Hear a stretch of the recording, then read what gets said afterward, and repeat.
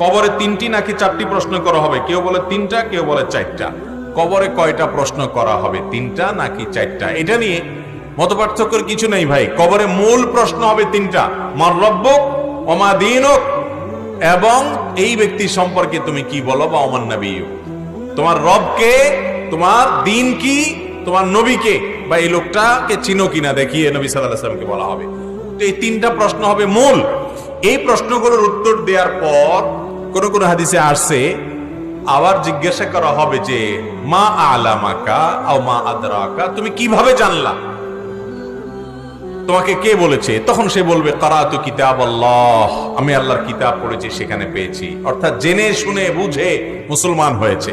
আর যে মুনাফিক, সমাজের সবার তালে তালে মুসলমান সাজছে। অনেক মুনাফিক আছে যে মুসলমানের ভান ধরে, কিন্তু আসলে সে মুসলমান না, ইসলামের প্রতি তার আস্থা বিশ্বাস নাই। অনেক শিক্ষিত নামের এরকম মুনাফিক আমাদের সমাজে আছে।